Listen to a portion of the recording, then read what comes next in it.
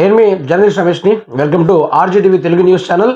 మన ప్రశ్నించే గొంతుగా తీన్మార్ మల్లన్న ఎమ్మెల్సీగా పోటీ చేసి గెలిచిన అభ్యర్థి నాకు ఒక్క ఛాన్స్ ఇవ్వండి, ఈ రాష్ట్రంలో అవినీతి పైన నా గొంతు సించుకొని ప్రశ్నిస్తా అని చెప్పిన సన్నాసి తీన్మార్ మల్లన్న ఆయన పేపర్లోనే వెలువడిన ఇక్కడి నుంచి మొదలు పెడితే ఇది మేను. ఇక్కడి నుంచి మొదలు పెడితే ఎక్కడైనా ఉద్యోగస్తుల గురించి ఎక్కడైనా ఒక రాతైనా రాశాడా ఈ మల్లిగాడు?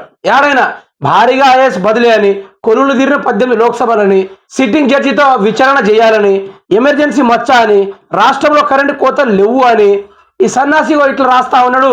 దీంట్లో ఒక తీరుగా ఇది వచ్చింది కాంగ్రెస్లోకి విలీనమైపోతున్న బీఆర్ఎస్ పార్టీ వాళ్ళని. అయితే ఈ తీర్మార్ మల్లిగాడు ప్రశ్నించే గొంతుగా నాకు ఒక్క అవకాశం ఇవ్వండి, నేను ప్రశ్నిస్తాను, నేను విద్యార్థుల పక్షాన్ని నిలబడతాను అని చెప్పి విద్యార్థులకు ఆశ కల్పించి లక్షలతోటి విలువ చేసే ఎమ్మెల్సీ సీట్ని ఖరీదు చేసి గెలిచాడనే చెప్పుకోవచ్చు ఈ విధంగా. అయితే ముచ్చట చూసుకుందాము. బీఆర్ఎస్ పార్టీలో కొన్ని ముసలి ముతక నాయకులు ఎవరైతే ఉన్నారో, అటు ఇటు తూగే సన్నాసులు ఎవరైతే ఉన్నారో వాళ్ళు ఈ రోజు కొడుకుల కోసం రేవంత్ రెడ్డి రైతులకు చేసిన మంచిని చూసి మేము కాంగ్రెస్లోకి వెళ్తున్నామని చెప్పే కొన్ని ముసలి నాయకులు ఈ రోజు సంకలు కొట్టుకుంటా పోయి కాంగ్రెస్ దగ్గర చేరారు. అంటే దానికి కారణం ఏంటంటే మూటల కొద్దీ ఆర్బీఐ నుంచి తీసుకొచ్చిన మూటలన్నీ ఈ ముసలి నాయకులకు ఇవ్వడంతో ఈ ముసలి నాయకులకి లేనిపోని ఆశలను రెక్కెత్తించి వీళ్ళు కాంగ్రెస్లోకి జారడం జరిగింది.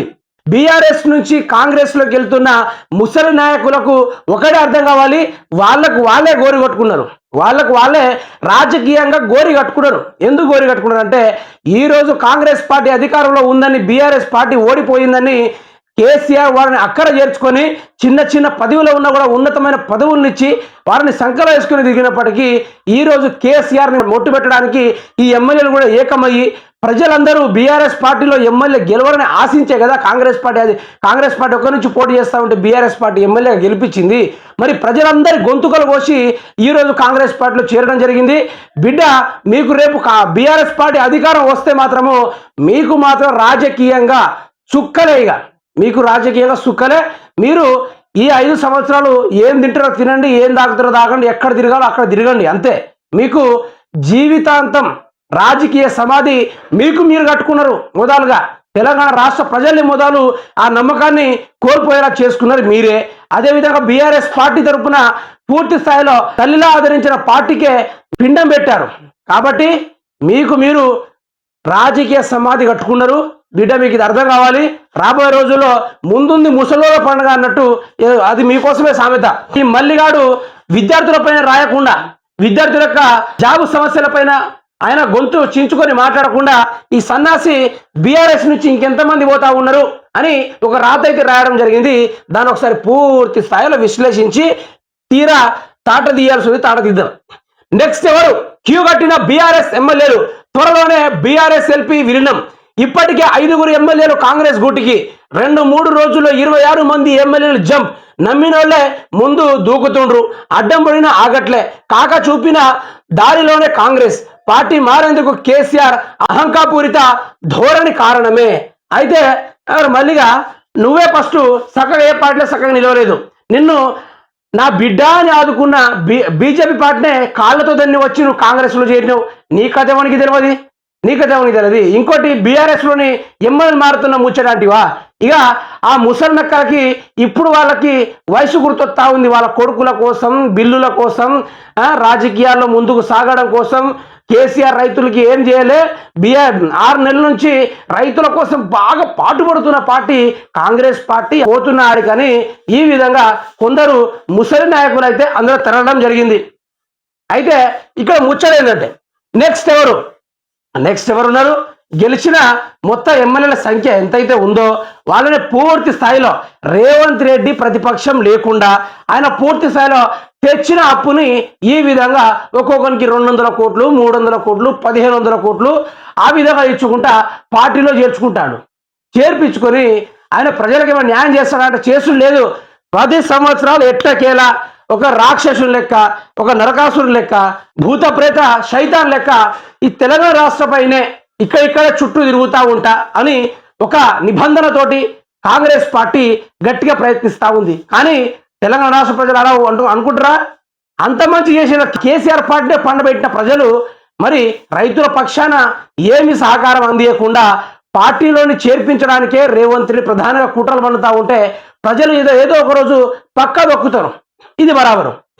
అయితే త్వరలోనే క్యూ కట్టిన బీఆర్ఎస్ ఎమ్మెల్యేని ఒక రాత అన్న రేవంత్ రెడ్డి మీకొక్కడ అర్థం కావాలి. ఇక్కడ మీరు బీఆర్ఎస్ పార్టీని చేర్చి బీఆర్ఎస్ పార్టీని అంతు లేకుండా చేస్తున్నారు కానీ మీకు ఫ్యూచర్ అర్థం కావట్లే. రేవంత్ రెడ్డికి ఫ్యూచర్ అర్థం కావట్లే. బీఆర్ఎస్ పార్టీ కొట్టే దెబ్బకి ఈ రాష్ట్రంలో కాంగ్రెస్ పార్టీ జాడపత్త లేకుండా పోతుంది. ఆ రోజు దగ్గరలోనే ఉంది. ఎందుకంటారా, రాష్ట్ర ప్రజలని పట్టించుకొని మన ముఖ్యమంత్రి మన అన్న యనమల రేవంత్ రెడ్డి రైతులను ఆదుకున్న పార్టీ అదే, రాష్ట్రం డెవలప్ చేసింది పార్టీ అదే. ఈ రోజు 10 మంది దగ్గర 10 ఛాయలు ఉన్నా కూడా అది ఈ బీఆర్ఎస్ పార్టీ వల్లనే. కాబట్టి రాబోయే రోజుల్లో నీకు నువ్వు గోరు కొట్టుకునేలా చేస్తున్నావు రేవంత్ రెడ్డి. ఇది పక్క నీకు తెలుస్తుందో లేదో కానీ రాబోయే రోజుల్లో జరిగేది బరాబర్ జరిగేది ఇదే. ఇంకొకటి, ఇక కాంగ్రెస్లో చాలా మంది నాయకులు ఉన్నారు, గొప్ప నాయకులు ఉన్నారు, ఇక సీనియర్ నాయకులు కూడా ఉన్నారు. మరి అలాంటి వాళ్ళకి పదవి ఇవ్వకుండా, మరి అలాంటి వాళ్ళకి పార్టీలో చేర్చకుండా ఈరోజు గెలిచిన కొందరు ముసలి బీఆర్ఎస్ ఎమ్మెల్యేలను తీసుకొచ్చి ఈ పార్టీలో ప్రధానించి వారికి గొప్ప పదవులు ఇస్తారని తీసుకొస్తా ఉన్నాడు. మరి ఇన్ని రోజులుగా కాంగ్రెస్ పార్టీలో తిరిగిన గొప్ప బడా సీనియర్ నాయకులు ఈరోజు ఏమీ లేకుండా దిక్కులేని స్థాయిలో ఇంటికానే కూర్చొని ఉన్నారు. మరి అలాంటి వారికి పార్టీ కోసం పోరాడిన అలాంటి కార్యకర్తలకి ఏదైనా పదవులు ఇవ్వాలి కానీ ఈరోజు అదే కాంగ్రెస్ పార్టీలో ఆ కార్యకర్తలకి అన్యాయం జరుగుతూ ఉంటే బీఆర్ఎస్ పార్టీ వాళ్ళకి మహోన్నతమైన పదవులు ఇస్తూ ఉంటే మరి ఇన్ని రోజులుగా కష్టపడ్డ పార్టీ కార్యకర్తలు ఏమైపోవాలి? అసలు ఏమైపోవాలి? ఇన్ని రోజులు చేస్తూ ఉన్నా అడ్డం పడినా ఆగట్లే అని కాక చూపిన దారిలోనే కాంగ్రెస్ అని ఒకటి ఉంది. అయితే ఎవరు అడ్డం పడినా ఏమి అడ్డం పడకున్నా ఏ ఎమ్మెల్యేలు ఎటు పోయినా బీఆర్ఎస్ పార్టీ పూర్తి స్థాయిలో కొట్టుకోపోయినా తెలంగాణ ప్రజల గుండెల్లో ఉండేది ఒకటే జెండా, అది బీఆర్ఎస్ జెండా. ప్రజల పక్షాన న్యాయం జరిగింది కాబట్టి ఈరోజు మాట్లాడుతూ ఉన్నాను. మరి కాంగ్రెస్ పార్టీ జియో 46 బాధితులకు ఏమైనా న్యాయం చేసిందంటే దాని గురించి మాట్లాడేటువంటి ఈరోజు కాంగ్రెస్ పార్టీ గురించి పొగడేటువంటి మరి దాని గురించి మాట్లాడలేదే. తీసుకొచ్చిన 1000 కోట్ల రూపాయలు ఇగో ఈ సన్నాసులకు ధారపోస్తా ఉన్నాడు. వీళ్ళు ఏ విధంగా అయితే బీఆర్ఎస్ పార్టీ నుంచి పోతున్న ఈ ముసలి నాయకులు ఎవరైతే కాంగ్రెస్ పార్టీలకు విలీనమైపోతా ఉన్నారో మన సారు ఆర్బీఐ నుంచి తీసుకొచ్చిన 30,118 కోట్ల రూపాయలు అయితే పూర్తి స్థాయిలో అది ఓన్లీ బీఆర్ఎస్ వాళ్ళకైతే పంచిపెట్టడంతో ఈ బీఆర్ఎస్ నాయకులందరూ పోయి కాంగ్రెస్లోకి చేరుతా ఉన్నారు. ఒక్కొక్కరికి ఒక నెత్తి పరంగా చూసుకున్నా ఈయనకో 200 కోట్లు, ఈయన ఎత్తుకో చూసుకున్నా ఈయనకో 150 కోట్లు, ఈయనకో 200 కోట్లు. ఈ విధంగా ఒక్కొక్కరికి ఒక్కొక్క తలకాయకి 100 కోట్ల చొప్పున, ఇంకో తలకాయ చొప్పున 300 కోట్లు చొప్పున, ఇంకో తలకాయ చొప్పున 400 కోట్లు చొప్పున ఇలా ఇచ్చుకుంటా పోయి మళ్ళీ వీళ్ళకు ఆఫర్ పదవి కాలంగా వీళ్ళకు ఆఫర్, మా పార్టీలో చేరండి మీకు మినిస్టర్ పదవి ఇస్తాననుకుంటా ఈ విధంగా ఆశలు పుట్టిస్తూ ఒక్కొక్కరిని ఈ బీఆర్ఎస్ పార్టీ నుంచి ఈ కాంగ్రెస్ పార్టీలోకి చేస్తున్నారు. మరి ఇలా చేరడం వల్ల ఇలా తెలంగాణ రాష్ట్ర ప్రజలకు ఏమైనా లాభం ఉందా, లేకుంటే ఈయన చేర్పించుకోవడం వల్ల ఈయనకి ఏమైనా లాభం ఉందా? ఇలా ఈ పార్టీ నుంచి వెళ్ళిపోయిన ఈ కాకకు ఏమైనా నొప్పి అవుతుందా, ఈయనకేమైనా లాస్ అవుతుందా? ఈడ లాస్ అయ్యేది ఎవరికో కాదు. ఇగో ఈ నాయకులు ఉన్నారా, ఈ నాయకులు వీళ్ళకే పేద గోరి కట్టుకున్నట్టు, ఈయన గోరి కట్టుకున్నట్టు. ఎందుకంటే రాష్ట్రాన్ని పరిపాలించని నంబర్ 1 ముఖ్యమంత్రి, ప్రజల్ని పట్టించుకొని నంబర్ 1 ముఖ్యమంత్రి, ఎవరిని నా వల్లే పరిపాలన శాత కాదని చెప్పిన ముఖ్యమంత్రి నంబర్ 1గా ఆయన ఆ విధంగా ఉంటే రేవంత్ రెడ్డి పరిపాలన అసలు ఈయనను ఎట్లా గెలిపించున్నా తెలంగాణ రాష్ట్రంలో ఉద్యమాలు జరుగుతున్న టైంలో ఏక 47 తీసుకొని విద్యార్థుల పైన గండు పట్టుకొని వెళ్ళిన మనిషిని ఈరోజు జియో 46 బాధితుల పేరు మీద గెలిచి ఈరోజు కుర్చీ మీద పబ్బం గడుపుకుంటున్న ఈ రాజకీయ నాయకుడు యనమల రేవంత్ రెడ్డి ఈరోజు ప్రజల పక్షాన ఎందుకు నిలబడి మాట్లాడతలేడు? మరి మాట్లాడితే బీఆర్ఎస్ వాళ్ళని తీసుకొచ్చి కాంగ్రెస్లోకి విలీనం చేస్తా ఉన్నాడు. మరి మాట్లాడితే ఉన్న ఎమ్మెల్యేలు మొత్తం తీసుకొచ్చి నా పార్టీలో చేర్చుకుంటా మహోన్నతమైన పదవులు ఇస్తా అని చెప్పుకున్న ఈ నాయకుడు ఇట్లా అంటే మరి కాంగ్రెస్ పార్టీలో ఉన్న ఎవరైతే సీనియర్ నాయకులు అయితే ఉన్నారో వాళ్లకు ఎటువంటి న్యాయం జరుగుతూ ఉందా? ఏం జరుగుతలేదు. ఏమైనా జరుగుతూ ఉందంటే 1% కూడా న్యాయం జరగలేని పరిస్థితి అయితే ఉంది తెలంగాణ రాష్ట్ర ప్రజలారా. ఇక్కడ మీరు ఒకటే గుర్తుంచుకోవాలి, బీఆర్ఎస్ పార్టీ ఓడిపోవడం వల్ల దొంగ నాయకులు లంగ నాయకులు కొందరు ఉంటారు. జంపింగ్ బ్యాచ్ ఏదైతే గోడలు దూకే బ్యాచ్ ఏదైతే ఉందో ఆ బ్యాచ్ పూర్తి స్థాయిలో ఒక్కొక్కటిగా వెళ్ళిపోతా ఉంది. ఇక ఈ పార్టీకి 5గురు కాంగ్రెస్ పార్టీలో చొచ్చుకున్నప్పటికీ విలీనమైనప్పటికీ మిగతా ఉన్న ఎమ్మెల్యేలు పూర్తి స్థాయిలో ఇందులో విలీనం కావడానికి అయితే ప్రయత్నం అయితే రేవంత్ రెడ్డి చేస్తా ఉన్నాడు.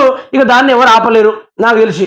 అయితే ఇక్కడ ఏంటంటే ముఖ్యమంత్రి రేవంత్ రెడ్డి నీకు రాబోయే రోజుల్లో నీకు ఫ్యూచర్ అనేది అవపడతలేదు. ఒకటే అనుకుంటున్నావు 10 సంవత్సరాలుగా నేనే కాంగ్రెస్ పార్టీ నేనే బిల్డ్ చేస్తా, నేనే పోతే పరిపాలించుకుంటా అంటే తెలంగాణ రాష్ట్ర ప్రజలు ఒకటి అర్థం కావట్లేదు.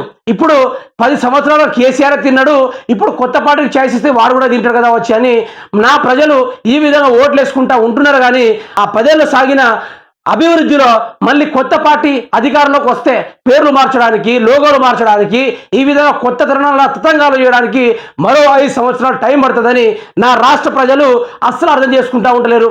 మళ్ళీ ఆ పార్టీ ఇచ్చిన పథకాల కన్నా మళ్ళీ కొత్త పార్టీ తీసుకొచ్చిన పథకాలని అమలు చేయడానికి ఇంకా 5 ఏళ్ళు ఈ రాష్ట్రం పూర్తి స్థాయిలో వెనుకంజున పడుతుందని నా తెలంగాణ రాష్ట్ర ప్రజలకు ఒకటే అర్థం కావట్లేదు.